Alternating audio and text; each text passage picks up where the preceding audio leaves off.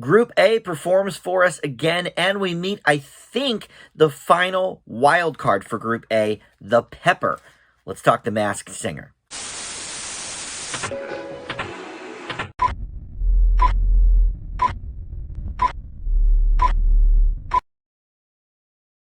Hey guys, Dan here. This is Dan Reviews It, and welcome to my Masked Singer recap and reaction video for episode 4 for the season. We've already met most of these people, but Group A is back again. We're going to meet the final wild card, I believe, for Group A, the Pepper. And in addition, we've got the Skunk, the Bull, the Hamster, and the Baby performing again. Some real interesting guesses from the panel. But I think between my own thoughts and you guys in the comments over the last couple of weeks, I think we've actually got Group A down pretty well. But I'm curious to see what you think of my thoughts on the Pepper. But before we get into the specifics of tonight's episode, please consider subscribing if you have not subscribed yet to my channel and you enjoy my Masked Singer videos. But most importantly, comment below with your thoughts, your picks for who you think is under these masks. I think between you guys and myself, I think we really do have Group A down.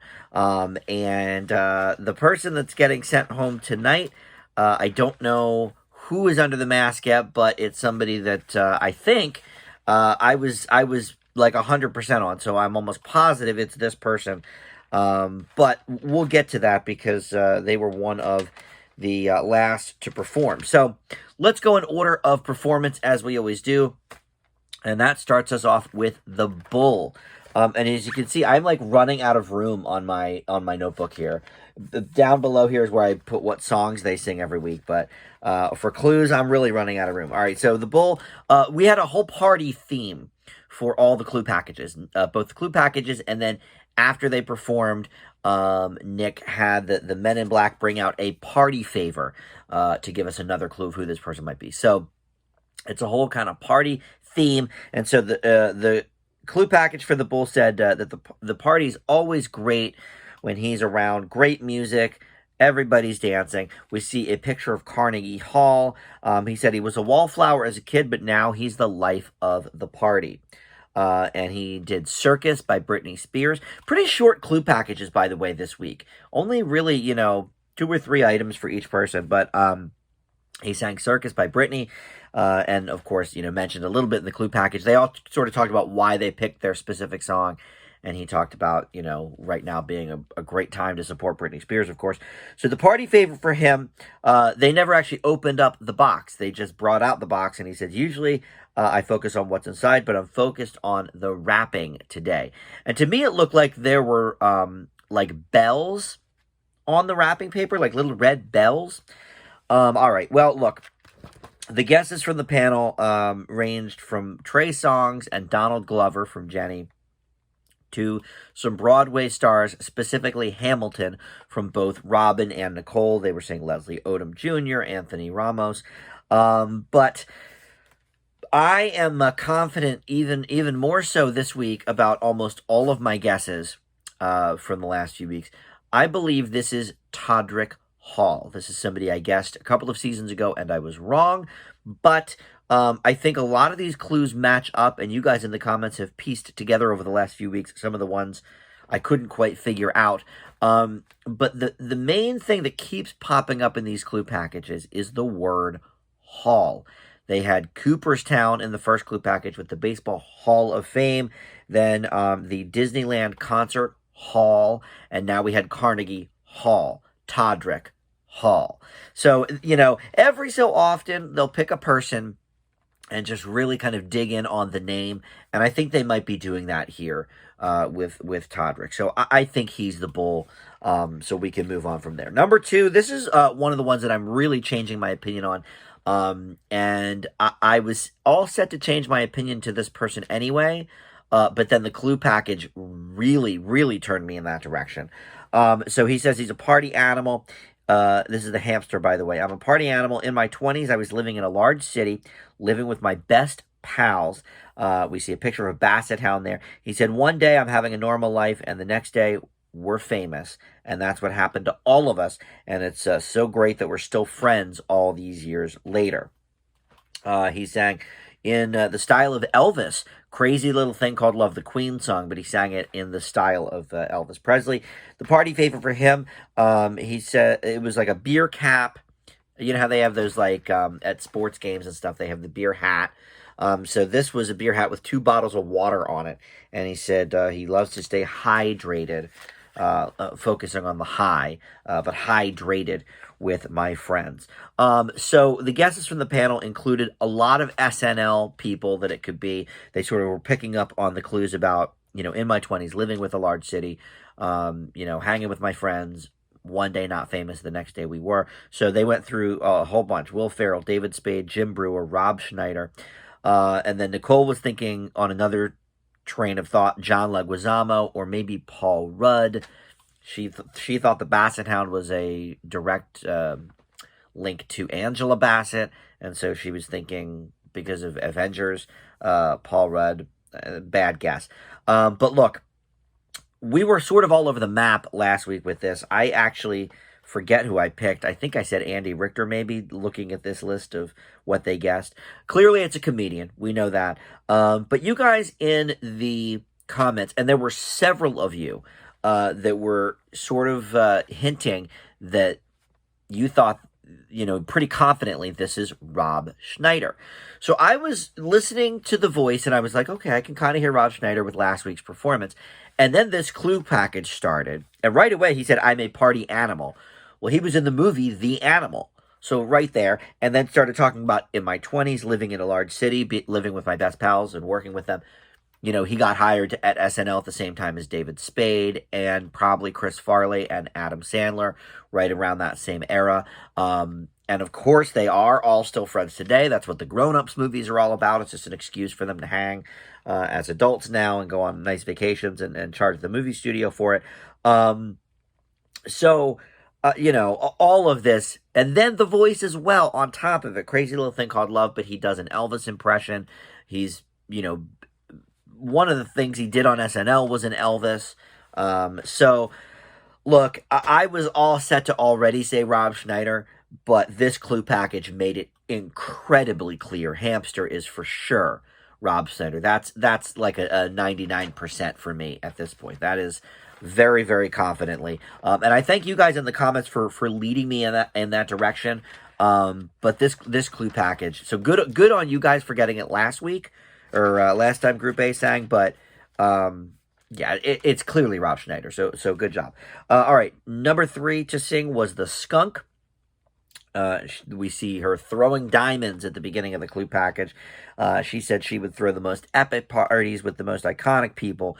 We see a picture of the pufferfish, which, as we'll remember, is Toni Braxton from earlier this season. We saw a box of cookies, and it said family size cookies on them. We see a disco ball. She said she left behind the glitz and the glamour for a simple, more positive life. And she sang Midnight Train to Georgia incredibly, by the way. One of the best vocals, in a long time on this show. The judges always like to be very hyperbolic and say, oh, you're the best singer we've ever had. Robin actually said that about her. And I'm not sure if I would go quite that far, but she's got to be up there. I mean, this is a powerhouse singer for sure. And then for her party favor, it was a boombox. And she said she turns it up so the whole empire can hear. All right, so look, we had Empire. We had the cookies. So obviously they're going for something specific here, Taraji P. Henson, and that was guessed indeed by, I forget, Ken maybe. And let's see, Nicole was thinking that the pufferfish clue and then the family size cookies, she thinks this actually might be Toni Braxton's sister Tamar Braxton, which I don't know much about the Braxton family, except I know they had a reality show, but I don't know. I don't think Tamar Braxton can sing quite like this. And then a couple of the other guesses from previous weeks showed up again. But last week I was thinking, or last time Group A sang, I should say, it was 2 weeks ago now. But I was thinking after that second performance, I was on the Faith Evans train. That first week, I thought it was maybe Dawn from En Vogue, but then I was thinking, okay, Faith Evans. And once again, the clue package here really, really put me in that mindset again. It really kind of reaffirmed my thoughts because the family of cookies, the family size cookies, no, that is not for Cookie from Empire, Taraji P. Henson. It is for the Bad Boy family, which she was a part of. You know, Puff Daddy, Notorious B.I.G., there was, a whole bunch of them. Mace, they all sang together, rapped together. And Faith Evans was part of that. I believe she was on the I'll Be Missing You track, that was such a big hit with the Police sample, but it was Puff Daddy and her singing I'll Be Missing You to Notorious B.I.G. But in addition to that, the pufferfish, we all think, oh my God, that's a clue to Tony Braxton. No, it's not. It's a clue to Puffy, Puff Daddy, P. Diddy. This is Faith Evans. I'm not as confident maybe on that as Rob Schneider or Todd Hall, but I'm pretty sure. I mean, and that voice, I was unaware really a lot about Faith Evans except for those couple of hits in the late 90s, but I do believe she can sing like this. This was a great performance. All right, up next was the baby, and he was putting on some sort of weird Australian accent for this, or British. He was trying to be British it sounded Australian, but it sounded like he was trying to be British. But anyway, he says the best house party I've ever been to was a trip because it was on 8 wheels. It was a road trip cross country, and that said to me, well, he mentioned there were 8 kids on the bus, but to me, I was thinking more like, oh, he's talking about a tour bus. And, from my earlier guess, which we'll get to, you'll know why. He sang Meet the Flintstones. I mean, this is just a joke of a character. He's obviously just having a laugh, and that's fine. You could do that when you maybe can't sing that well. But he actually can sing very well. He showed us that last week when he did Barry White. So I don't know why he is choosing to sort of be this silly, but maybe he's trying to hint to the panel of his identity because they're way off on their guesses. But the party favor we saw was a cooler, and he said, he's the star of the tailgate, and he greases up the grill. Oh, we also saw a baby book with a tooth on it, which Jenny thought was Dwayne Johnson for the Tooth Fairy film. So the guesses from the panel, again, all over the place. Last time they were guessing a lot of action stars because he said he replaced Arnold Schwarzenegger. But tonight it was a little bit different because greasing up the grill and he's a baby. Jenny was thinking maybe John Travolta from Look Who's Talking or Bruce Willis from Look Who's Talking as well. But Travolta maybe because of the grease comment. And then Rod Stewart and Keith Richards were talked about. I forget who said that. And then Ken was thinking Gordon Ramsay because of the British accent, and he throws tantrums like a baby. All right. So let's talk about this because the baby is who got voted off. So we're going to talk about the panel's guesses and then my guess before we unmask. On the tape. So Robin's initial guess, they all went with action stars for the first week. Some stuck with that, some veered off. Chuck Norris from Robin, and he's sticking with that, which is so silly. I mean, Chuck Norris has got to be in his 80s at this point. I don't think he could quite sound like this, but Nicole thought it was Michael Caine originally, and then flipped it tonight to James Corden, which actually is the best guess the panel had, I think. James Corden's not a terrible guess. Ken thought it was Hugh Jackman for his first impression, going now with Gordon Ramsay. And then Jenny was thinking Kurt Russell originally and now going with Bruce Willis, sticking sort of in that action star theme.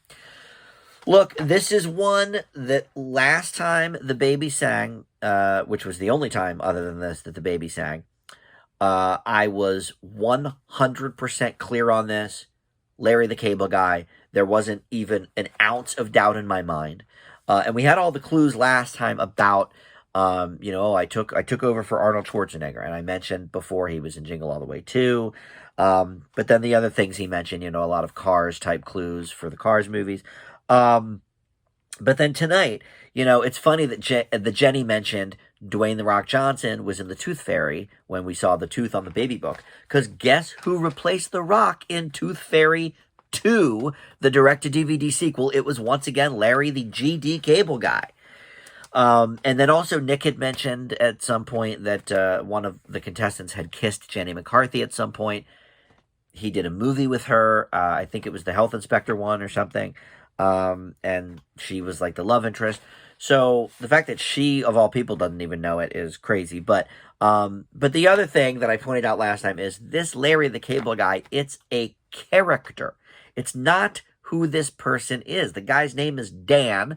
And he, puts on this affectation because it makes him millions and millions of dollars. It's a character.